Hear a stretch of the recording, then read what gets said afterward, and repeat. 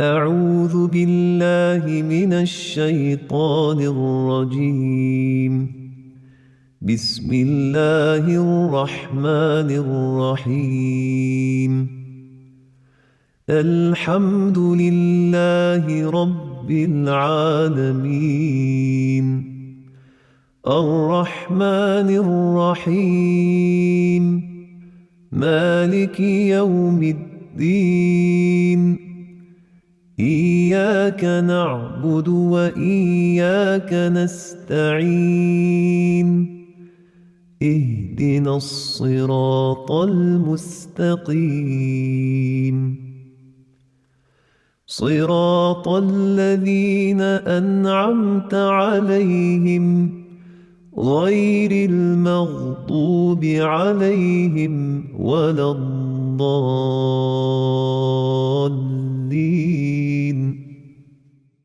ربنا علمنا ما ينفعنا وانفعنا بما علمتنا وزدنا علما وصل اللهم وسلم وبارك على سيدنا ونبينا محمد. Today we're going to talk about the inviolables on the straightened path, because the straightened path is full of what? Inviolables. What is an inviolable? Something you cannot violate. Something which is muḥarram. To violate it is to enter into haram. So this is my terminology. You see, I mean, the thing is that when somebody is explaining Qur'an to you, they bring their terminology. Depending on their knowledge, their circumstances, their whereabouts, nobody is free of fault. So whatever I'm telling you in English, there's always room for improvement. Whatever I'm telling you as the word of Allah, literally from the Qur'an, that is the top word. So the inviolables on the straightened path, we're going to talk today about the preservation of Qur'an. We're going to talk about how to understand Qur'an and be a qari very briefly, and the importance of correct names and attributes. All of this is going to be very brief. And then we're going to talk about the inviolables on the straightened path. We're going to talk about shirk, its definition, its grades, its kind, ultimate goodness to parents, bilwalidaini ihsana, and about not killing our children, and about al-fawahish, pervasive sexual atrocities, and about the sanctity of the human self. So the Qur'an is preserved as it originally was compiled, word for word. Kitabullah is a Qur'an for a qari. It's preserved as it was originally compiled, word for word. And as you see now, as those letters are falling, that's the way the Qur'an was falling, bit by bit, revelation, part by part, until it became a unique, coherent whole. That in itself is a miracle. People who look at the Qur'an and say, well, you know, it should have been in chronological order, it should have been revealed this, it should have been revealed that. They don't know what they're talking about. This is actually one of the Qur'an's marvels, that it was revealed bit by bit and piece by piece and then put together all together like a jigsaw puzzle. And of course it was put together by the Prophet himself, by the messenger of Allah subhanahu wa ta'ala. He did it, he put it together as was dictated to him by Allah subhanahu wa ta'ala through his messenger Jibreel at most of the time. So it's really amazing that it was put like this. Now, the way it was put is a preserved format and or form. And the way it is munajjam, meaning it has in between every sign, every ayah and another ayah, it has a najm, what we call a star. But a najm doesn't really mean a star in all ways. It also means something which is underpinning, a nujum. And as Zamakhshari says, that Allah sent down his verses or his signs as per people's benefit, munajjaman. So this is very important to know, that it was sent during the Prophet's time as per their benefit of that time. That's why it was munajjam for them. For us, it's not munajjam chronologically. It's munajjam the way it is in its complete form. Whereas for them, it came munajjam bit by bit. So this is important to know, meaning what? The importance of a nujum, and Allah subhanahu wa ta'ala said, La uqsimu bimawaqi'i nujum. Nay, but I do vow by the placement of the underpinning marks, or stars, if you want to call them stars. The reason why Allah subhanahu wa ta'ala vowed by those underpinning marks is because they are so important. What do I mean by that? I mean that you cannot take this najm and put it somewhere else. The whole meaning will change. And also you won't know the context and you won't know the importance of each ayah.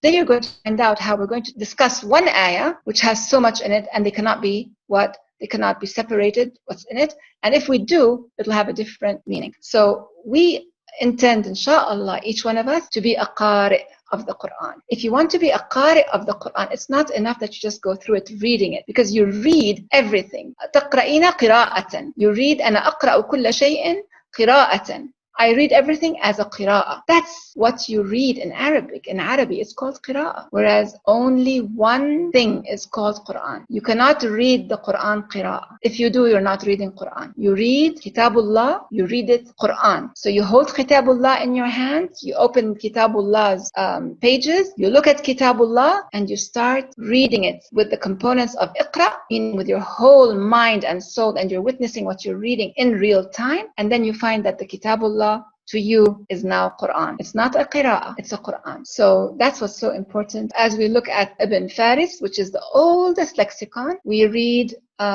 we in English, if you look at up the word read, in the dictionary, it will say to read, to understand, to study, to peruse. Whereas in Arabic, in the lexicon of the root verb, qaraya, it has all those components, as you can see them here, 6 components, each of them relating to what you do with the verb, iqra. What you do with it. Like Allah's command to the Prophet peace upon him was Iqra. And the Prophet peace upon him, when he got that command, what happened to him? He was overwhelmed, because it's an overwhelming command unless Bismi Rabbika alladhi khalaq. So when Allah subhanahu wa ta'ala told him Iqra, and then the angel said Bismi Rabbika alladhi khalaq, he felt a lot of his burden removed, because he would be doing this with the attribute of his Lord who created, who would be helping him to do it. So much less of burden. But of course, it was overwhelming. It was a burden, and we know that our Prophet, peace upon him, Allah's Messenger, fulfilled it to the best. And he, in the Hajjat al-Wida, what did he say? Allahumma hal ballagt, Allahumma fashhad. That I have actually done what? I have actually conveyed. I have delivered your message. I was your messenger whom you gave me this message, and I have delivered it. He asked all the people. He asked them, did I deliver it to you? And they said, yes. And then he said, Allahumma fashhad anni ballagt. I have conveyed. So we always say, did it successfully, right? And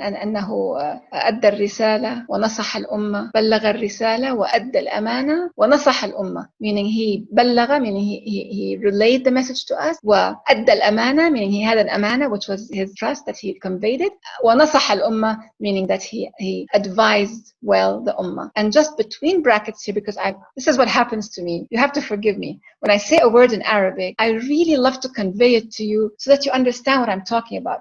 When we say nasiha, what do you think it means? Everybody knows it means what? To advise, to give me something which will help me as advice. But do you know that in the oldest lexicon, a nasih, the one who gives advice, was originally related to the person who stitches things together and puts them together as a whole? Very few Arabs know that, because we have lost our language. What we speak today is Arabic and not Arabic anymore. An-nasih and an-nasiha is not just advice, it is advice that stitches broken parts and brings them together as one whole. So when I'm giving you advice as a nasiha, inshallah, I'm stitching things together and bringing you together as a whole. And this is what our ummah has lost. We have lost nasiha. We have lost the will and the ability to be stitched together as one whole. I hope that when I'm telling you those things, you will remember them and convey them also, because you are now what? Having a risala and an amana, that you know in a word in Arabic what it means, what Allah subhanahu wa ta'ala says when we say about him, about the word nasaha. So the word nasaha is about this. Inni lakum nasihun ameen. In the Qur'an also it's there. Inni nasih is I'm giving you advice that will stitch and put things together as a beautiful whole. Let us not be divided. Let us not be divided. So today it's very important that we understand, and all of this, what I'm telling you, I only started to do and look for those things after it wasn't me. Subhanallah, after the Iqra command, after Allah invited me to the Iqra principle. I should not say that it was me at all. I was just invited. Allah invited me to the Iqra principle, which we had lost for so long. And alhamdulillah that we found it. And now that we found it, we have to tell people about it. This is the Iqra principle that Allah subhanahu wa ta'ala commanded us to Iqra, and we haven't been doing that. But if we do that, everything will change. Not just your life and my life, but the ummah will change if enough people know about the Iqra principle, which is, as we see here, going back to the Arabic and finding out what everything means. Bismillahir Rahmanir Rahim. So we start with the Arabic Qur'an, its context and its language. Context, we have the Qur'an, alhamdulillah, it is as it was revealed. But what about the language? We don't have the language.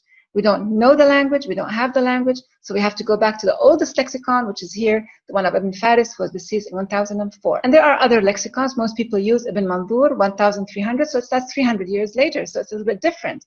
We go back to 1004. And then we do the cross-referencing. And then we gain insight, of course, from the authentic prophetic tradition. And of anything that is authentic, you will find it doing what? You will find it agreeing with what the Qur'an says. Some things which might not agree with the Qur'an says, they probably are not authentic. And so we have to take a second look at them. And then also, as well as what? The knowledge left to us by our brethren who preceded us in faith.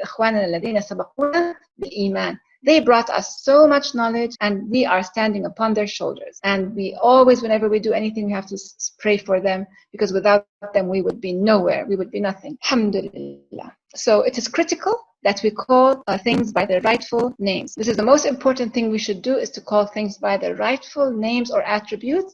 And to show us that, to drive it home to us, Allah subhanahu wa ta'ala told us in the story of Adam about the fact that he علم آدم الأسماء كلها. He taught Adam, he gave Adam, he imprinted upon Adam all the names and attributes. Without words, names, attributes, we are not human. What differentiates us from everybody else as far as creation goes is that we use words and names, and we can even depict by using words and names things that we cannot see, the unseen. So we are the only creatures who can do that. And Allah subhanahu wa ta'ala taught Adam that. And that is why he did that before he told him what to have and what is not lawful of the fruits of Jannah. So you cannot know what is lawful and unlawful and learn about those things, or even be required to take care of yourself, if you don't know the names and attributes. So if you find Muslims and mu'mins and people who follow Islam, or people who are say they follow Islam, if you find them doing wrong things, it is partially because of not having the names and attributes. If you find us lost, if you find our children lost, it is partly because of not having the names and attributes. We don't know the names. We don't know the attributes. We have lost our Arabic. We have lost our Arabic and lost our Qur'an. I'm becoming carried away. I should stop here. Allah subhanahu wa ta'ala taught, imprinted upon Adam, the earthling, which is another word for Adam. That's a correct word. All the attributes to enable him to distinguish and verify. Bismillah ar-Rahman ar-Rahim. Today we're going to talk about the inviolables on the straightened path. And that is in Suratul An'aam, Surah number 6, 151 to 153. Muḥarramaat Siraat al Mustaqeem. It starts by saying, say, O Prophet Muhammad, meaning O Messenger, say, rise. I will rehearse what your Lord Sustainer has made inviolable for you. Qul ta'alaw. Ta'alaw is about rising. Whenever Allah says ta'alaw, it means come, yes. But it means come and raise yourself up. It's not just about coming, it's about coming to something higher. So come and raise yourself up to what your Lord Sustainer has made inviolable for you. And of course, that means that you know that you can differentiate. That's why it is about rising. You can differentiate, and you by fulfilling the Muḥarramaat and keeping away from them, you will find yourself rising to a higher level of existence. You're not like an animal anymore. You are rising to a higher level of existence. تعالوا أتلوا ما حرم ربكم عليكم. Here are the inviolables on the straightened path. Surah Al-An'aam, Surah 6, Ayah 151 to 153. So we'll read them very quickly together. Say, rise, I will rehearse what your Lord Sustainer has made inviolable for you, that you shirk nothing with him. That's number 1. And ihsan, ultimate goodness to parents. That's number 2. Now the numbers are mine. The reason why I put them here, it's just simply to show you that they are 10. Maybe I shouldn't have put the numbers actually here, not today. Maybe I should remove them. They were here last time, so I kept them here, but I should have removed them. Last time I spoke to you about the straightened path, and I showed you how it has been given to all messages before us. All messages. And that probably the Buddhist original message, the Hindu original message, the Judaic Christian message, and all of those, they had the commandment similar to what we have, but ours is more advanced. And they were 10 in the Old Testament, and they're 10 here as well. But here I should have removed it because I'm not talking about that. I should have removed the numbers. So let's take a look at them without the numbers. Say, rise, I will rehearse what your Lord Sustainer has made inviolable for you, that you shirk nothing with him, and ihsan, ultimate goodness to parents. Kill not your children due to poverty. We provide sustenance for you and for them. Do not approach the pervasive sexual atrocity, what is overt of them or covert. And do not kill the self, which God has made inviolable except by way of justice and law. Thus does he command you that you may secure knowledge. تعقلون is to secure knowledge. And do not approach the wealth of an orphan except in that which is best, until he reaches his firmness.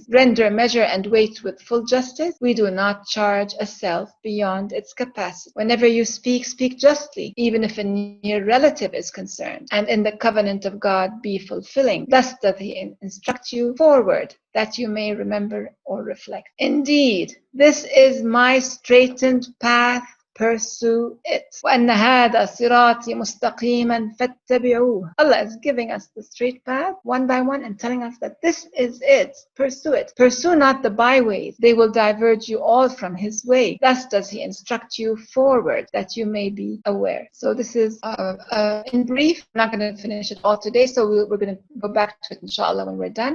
Today we're going to do a little bit of that because we don't have time, and as usual I'm taking you into the little words that mean so much, so bear with me. Bismillah ar-Rahman ar-Rahim. So we start with, say, rise, I will rehearse what your Lord Sustainer has made inviolable for you. تعالوا أتلوا ما حرم ربكم عليكم. Rise. What's the first thing? ألا تشركوا به شيئا. That you do not shirk Him with anything. You do not shirk Him with anything besides Him, equal to Him, other than Him. So we define shirk. What is shirk? It is ascribing an equal or a partner to Allah in His being Lord Sustainer, which is shirk al-rububiyyah, or in His being the sole divinity, which is shirk al-uluhiyyah, or in His divine attributes, which nobody is equal in. And that's very important to know, because He has divine attributes which He allows us also to, according to our own level, to have some of it. So for example, when He says that He is Kareem, then He might say that a person should be Kareem, but that doesn't mean that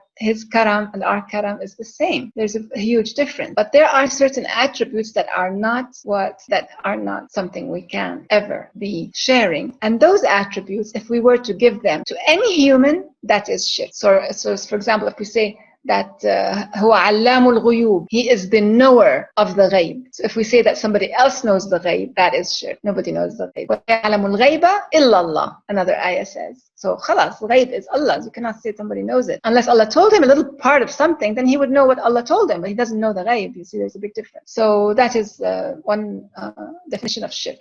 And there are two grades of shirk. Now, shirk is defined by different people in different ways. It's something which is related to Sharia as well. We have fuqaha who define shirk. So I just gave you here a general look into shirk. So two grades of shirk. They say that the shirk is a shirk al-jali and the shirk al-khafi. So these are terminology which is not in the Qur'an, but these are terminology given to by people. That shirk al-jali is you ascribe equals or partners to Allah by associating someone with Him in worship or in obedience or in His exclusive attributes. So either you are worshipping, well, not you, either a person is worshipping somebody as equal to Allah subhanahu wa ta'ala, like what the people of Quraysh were doing. They were not also considering them equal. They knew that there was one Allah who was the Khaliq, but that they were partners in certain things.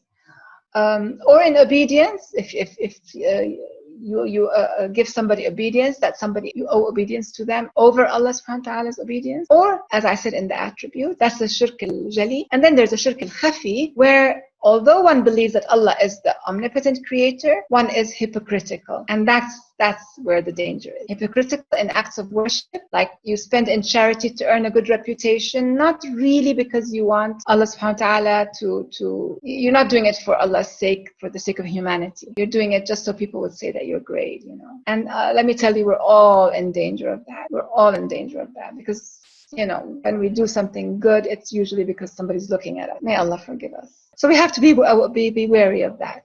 We have to always, whenever we're doing something, to straighten our purpose. So I'm doing it, and then I say, okay, I'm doing it because I want it to be done for Allah's sake. And then, if you find yourself that it's not really for Allah's sake, why don't you do it for Allah's sake and be anonymous, And just that way you train yourself, inshallah. So that's the concealed shirk, which is the dangerous part. So there are several kinds of shirk.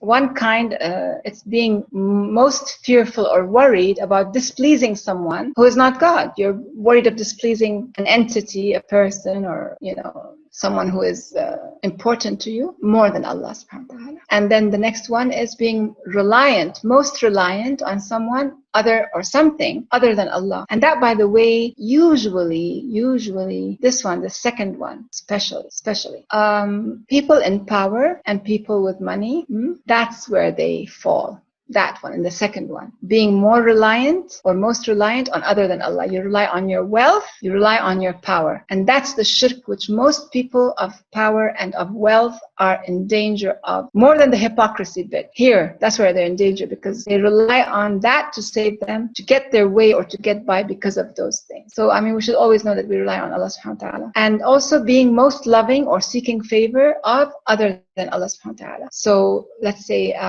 you love something so much that you can't see straight anymore. That is a kind of shirk. You cannot see straight anymore. Allah should be loved more than that entity, whatever it is. And then also being most obedient to other than Allah. So that's also very dangerous.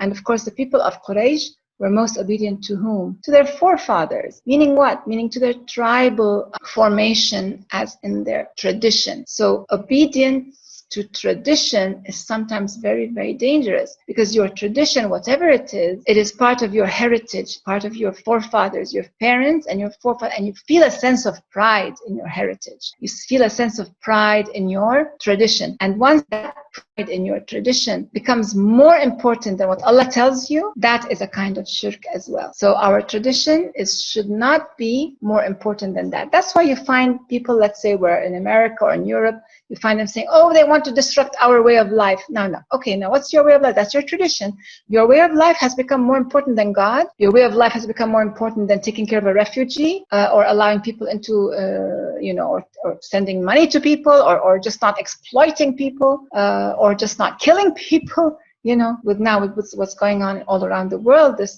racism that's going on. So your tradition, your way of life, your entity, your tribal. You say there's no tribalism. Of course there is tribalism. There is tribalism in different ways. It doesn't have to be called tribalism, but it is. It is who I am and who I belong to. Well, who do I belong to? My tribe. So it's very dangerous. So these are all kinds of shirk. Now, shirk is the most grievous, the most unforgivable wrong. And the wrong, what we call in Arabic, dhulm. Well, dhulm, dhulumat. When we say dhulm is from the word dhulm itself, it means darkness. It is wrongdoing which is dark and darknesses. It's not just dhulm. Well, dhulm, dhulumat. It's really one of the worst things you could do is to be dhalim. But here when you are, when you are committing shirk, let's say you're only committing shirk, okay? As in saying, for example, that person says, I do not believe in God, or that person says, the earth came about by itself, the world, the universe came about by itself, there's no God, whatever it is, that's a kind of shirk, also scientific shirk.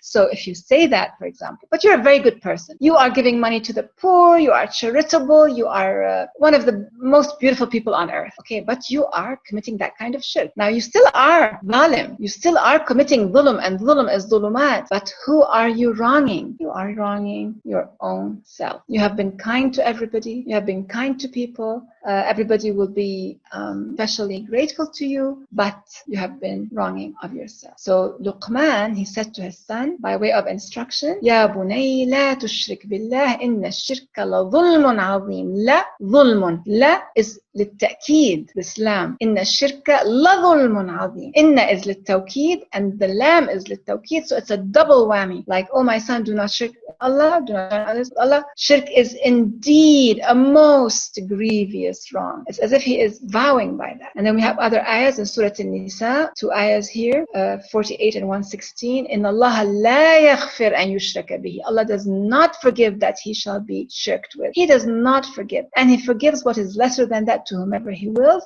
And he, man yushrik billahi, faqad iftara ithman azima. He has committed a grievous hindrance. Or فَقَدْ ضَلَّ ضَلَالًا بَعِيدًا. He has lost his way in a grievous, he's gone astray in a terrible strain, or ضَلَالًا بَعِيدًا. So we should remember that. And now if you tell me, okay, but how, if a person doesn't know anything about God, doesn't know anything about the Qur'an, he might commit shirk. Well, actually, he's not supposed to. Why? Because it was our primordial shahada. Our primordial shahada when we were in offspring of Adam, before we were as entities with bodies today, we were entities of what? A spiritual nature. Allahu A'lam what kind of nature, but it seems to be a spiritual nature. And in that state of of primordial existence, Allah subhanahu wa ta'ala, what did He do? He let us bear witness upon ourselves. أشهدهم على أنفسهم, upon yourself. ألست بربكم? Am I not indeed your Lord's sustainer? And they said, and we said, yes, indeed, we do bear witness. You are. And then He said, lest you say at the time of resurrection, we had been of this unaware, we did not know. Or lest you say, indeed, our forefathers shirked. You see now where we are? We are talking about our tradition. Indeed, our forefathers shirked before that. Meaning my parents shirked, my grandparents shirked, their grandparents shirked. So everybody was mushrik before that. So why would you, now here you see the question, why would you, O Allah, cause us, meaning me, poor innocent me, to perish because of what my parents and my grandparents did? You see, so there's no excuse. Allah told you specifically. He spoke to you specifically in your primordial form. When you had no parents, when you had no grandparents, when you had no tradition, when you had no tribe, He spoke to you and you said, Bala, yes, indeed, you are my only Lord. So it was our shahada not to shirk our Rabb. So indeed, today we should not be shirking Him. Least of all by following our parents and great-grandparents and our tribe. Least of all by following our tribe, unless we do what? Unless we open our eyes and look at what our tribe is doing, and then we choose what is good and we let go of what is bad. Because what happens? The world is changing and new things are coming about. Today, what we in our generation considered really very bad, our children today find very normal. And their children will find, Allahu A'lam, even more normal. So what does that mean? What does that mean? It means that things are changing. And if we do not have a specific formula to go back to, we're lost. The specific formula is this: أَلَّا تُشْرِكُ بِهِ شَيْئًا. That's the specific formula. It's very concise. It's very short and concise. أَلَّا تُشْرِكُ بِهِ شَيْئًا. خلاص, that's it. Do not commit shirk. قُلْ تَعَالَوْا أَتْلُوا مَا حَرَّمَ رَبُّكُمْ عَلَيْكُمْ أَلَّا تُشْرِكُوا بِهِ شَيْئًا. So we did that. And right after that comes what? وَبِالْوَالِدَيْنِ إِحْسَانًا. So now you will notice two things here. Because we've been speaking about what our forefathers. You will notice now two things, okay? You will notice the importance of not committing shirk with being ultimately good to parents. Now what does that tell you? If you were really to think hard, it would tell you also something what? What? Think. I'll give you just 2 seconds to. What does it say? Do not shirk anything with Allah and ultimate goodness to parents. What does that mean? It means also, no matter what faith your parents are, even if they are mushrik, you have to be ultimately good to them. Even if they are committing shirk, you have to be ultimately good to them. And there's a flip side to that. What's the flip side? The flip side is do not be mushrik by following your parents. So if your parents are mushrik, you have to be ultimately good to them, and you have to not follow your parents if they are committing any kind of shirk, while you are being ultimately good to them. And do not be mushrik with your parents. What does that mean? It means be careful. Be careful. Your parents might not look like mushrik, but they might be committing some kind of shirk, and they might be to you so important that you will not notice that you are following them. No matter what title they have, even if they do not look like mushrik, be careful. So you be ultimately good to your parents without shirk, without following them in their faith. You see? Without following them in their faith. Why? Because each of us is not supposed to follow anybody in our faith. Very simple. Because each of us gave the primordial shahada. So now let's talk about ultimate goodness to parents. It is called ihsan in Arabic. Ihsan is ultimate goodness. And ihsan necessitates something else which goes hand in hand with it, and it's called birr. And Allah subhanahu wa ta'ala told us to be especially abrar towards our parents. We have to have ihsan towards parents. And if you, subhanallah, ihsan is mentioned 11 times in the Qur'an. Ihsan is the best of goodness. It has, it's doing good beyond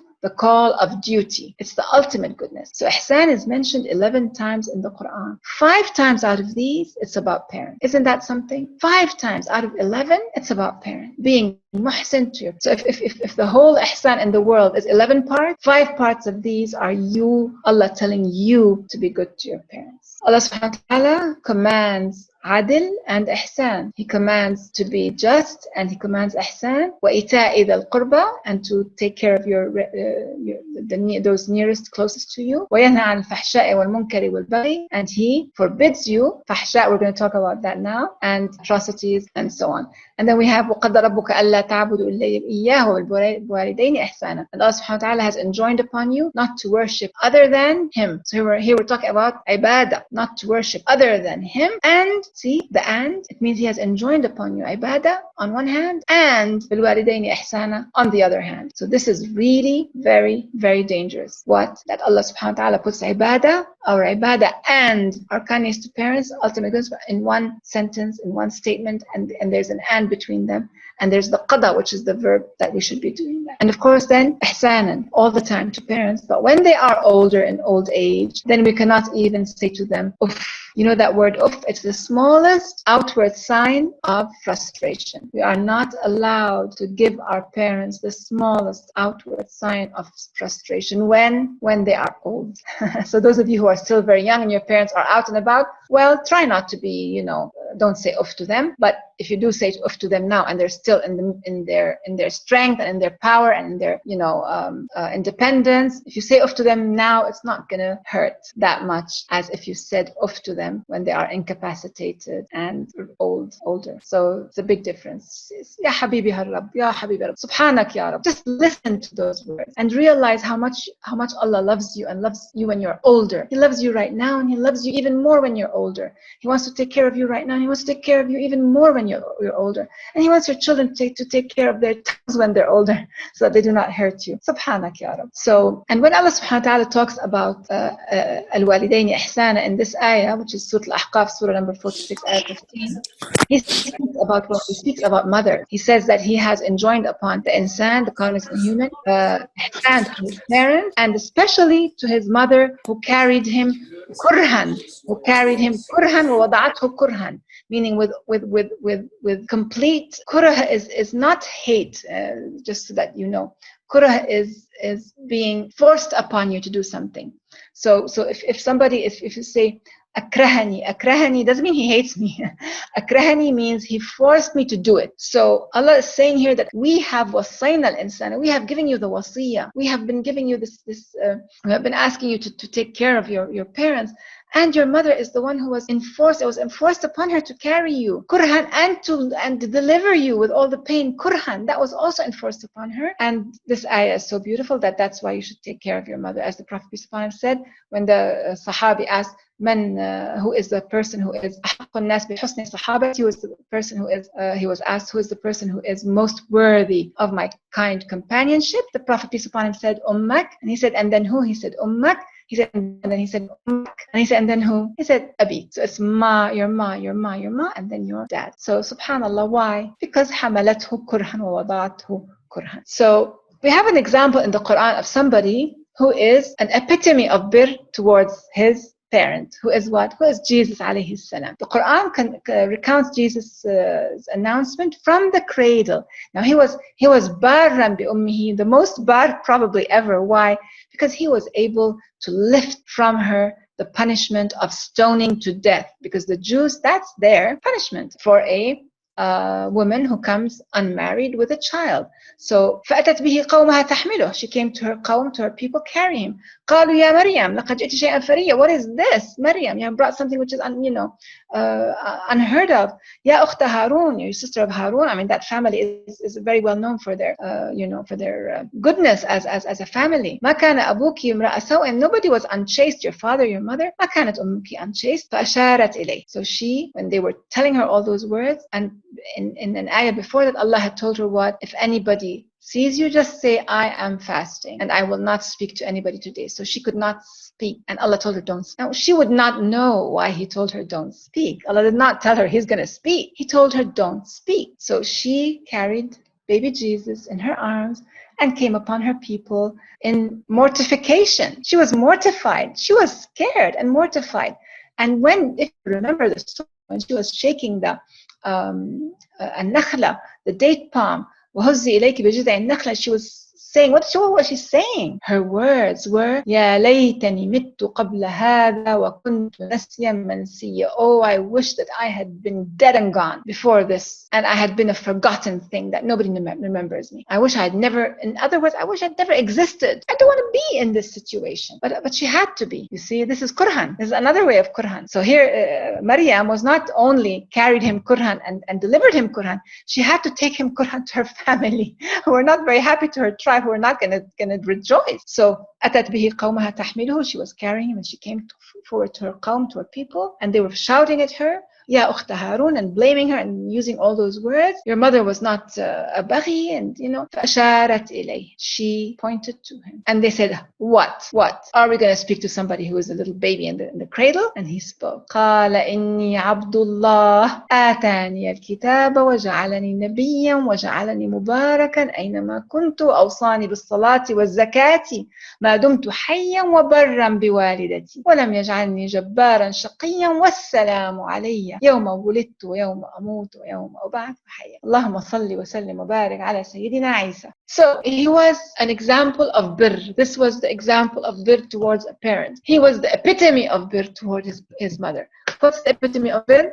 That he gave her he clarified her, he cleared her name, he cleared her good name immediately. That was a beautiful example of birr towards a parent, clearing her good name immediately. And so she was revered now, revered, instead of being stoned to death. Think of that. Now, parents start out as our guardians, and they are obeyed by the children who benefit from their counsel and experience. But once the children mature, they have a mind of their own. When they reach adulthood and financial independence, things become very different. Although parents have a lifelong right to the best of kindness, generosity, and humility from their adult independent children, their right to be obeyed is dropped when they no longer are guardians over them. We're talking here about obedience. We're not talking about birr.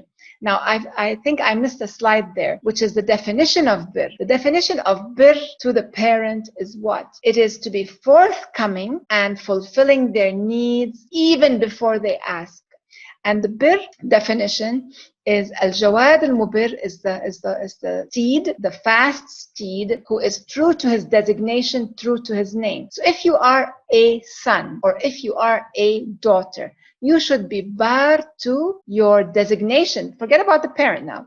You are bar to what? To your name, to your designation as a daughter, to your designation as a son. Same thing as a wife, as a mother, of course, but here we're talking about parents. So the word barra is from that. In the oldest lexicon, it says that it is kal jawad al mubir, as the jawad al mubir, who when he the horse, the steed, when he is running, he is always fulfilling his name and being foremost in speed to do what he's supposed to do, fulfilling his role. So as a barra daughter, you have to be tending to your parents' needs forthcomingly and quickly and anticipating even before they actually ask you. But that's a big but. It's not about obedience once you are out of their financial help and out of their homes. When you are in their homes, under their financial wing, obedience is a must because you are under their financial wing. But once you are out of their financial wing, and that is when you just lower to them your wing of humility. وَاخْفِضْ لَهُمْ جَنَاحَ الذُّلِّ مِنَ الرَّحْمَةِ وَقُلْ رَبِّ ارْحَمْهُمَا كَمَا رَبَّيَانِي صَغِيرًا. Once you are out of their wing of protection because you are adult, you have your own finances, you do not owe them obedience anymore. You owe them humility. جناح الذل من الرحمة, the humility of compassion. But you do not owe them obedience. And we'll talk about that later if you have any questions. What do I mean by that? Because parents, when they are old and you are already an adult and you know your life better than they do. You know how to take care of your life better than they do. When they command you to do something, what if it's not suitable for you? What if it's not good for you? What if it's not helpful for you? What if there's zulm? I've had lots of stories. I'm old enough to tell you hundreds of stories that I've heard about that. About parents who commanded their children to do something, and that was dhulm. Dhulm to the child himself, dhulm to another child, dhulm to the wife, dhulm to the grandkids. Sometimes there's dhulm, and sometimes the parents don't realize that there's dhulm, and sometimes the parents become what? Senile, or sometimes not all parents are the best parent, right? But you have to be the best child. See the difference? Not all parents are the best parents, but you have to be the best child. Obedience is not part of it, though. You do not have to obey. Obedience is not part of it. Unless what? Unless you think it's helpful to obey, unless you think it will promote understanding in the family, unless you think that there's something to be had from obedience, but it's not a blind obedience. That's what I wanted to tell you. It's not a blind obedience anymore. And that's important because in our traditions and in our society, we have mixed up birr with obedience. And we think that obedience is birr. It's not. Obedience is something and birr is something else. Totally different words, totally different meanings. So in matters of faith, parents should not be expected ever to be followed by their children blindly. This may seem strange to some who've been told that parents are to be obeyed throughout one's entire life. It's not so. Faith without conviction is an empty word. How can I follow my parents' faith blindly? It's an empty word. Faith without conviction. And there should be no blind imitation, no blind taqleed of anyone, not just parents, anyone. Also, obedience should not be confused with respect. So we respect, we have birr, we say yes, ma'am, we say yes, we kiss them, we kiss their hands, we show the wing of humility, we become humble to them, but that's not necessarily related to obedience. So adult children might still seek their parents' counsel, but they are free to do what? To choose their own path, make their own decisions, without confusing being forthcoming and dependable with being over-accommodating or pleasing in spite of their better judgment. So your better judgment should always be what? Paramount. Better judgment with birr. Better judgment with humility, with compassion and birr. And that's only to parents, by the way. At any rate, a complete reversal of roles often takes place in the cycle of life as the sick or elderly parents require the guardianship of their children. So they are reaching kibar indak. So you're the one who is their caretaker now. You see, subhanallah. This is the way of life. Allah gives you freedom. You notice that? Freedom. Do what is best all the time. Do what is best all the time. With kindness, with compassion, with birr. But do what is best. No matter what, how much we respect and trust and do birr, we can always do what we think is better in our own time while being kind to them without showing them that we are disobedient, but we can actually disobey them without being disobedient. If you get my drift. May Allah forgive us and them, inshallah. Say, rise, I will rehearse what your Lord has made inviolable for you. That do not shirk him with anything, and ultimate goodness to parents, and kill not your children from poverty. We provide you with sustenance and them. Now, so do not kill your children from poverty. We provide you with sustenance and them. Next week, inshallah, we'll talk about what I'm hurrying through today, and we will just read the khawatim of our Baqarah, and we'll stop here, inshallah. بسم الله الرحمن الرحيم آمن الرسول بما أنزل إليه من ربه والمؤمنون كل آمن بالله وملائكته وكتبه ورسله لا نفرق بين أحد من رسله وقالوا سمعنا وأطعنا غفرانك ربنا وإليك المصير لا يكلف الله نفسا إلا وسعها لها ما كسبت وعليها ما اكتسبت ربنا لا تؤاخذنا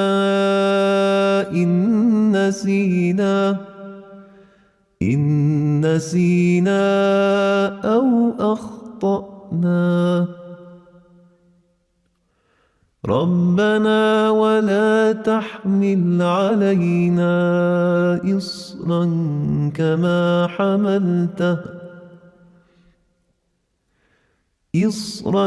كما حملته على الذين من قبلنا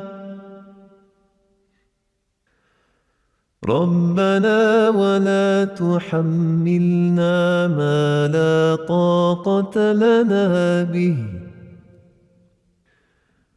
واعف عنا واغفر لنا وارحمنا أنت مولانا أنت مولانا فانصرنا على القوم الكافرين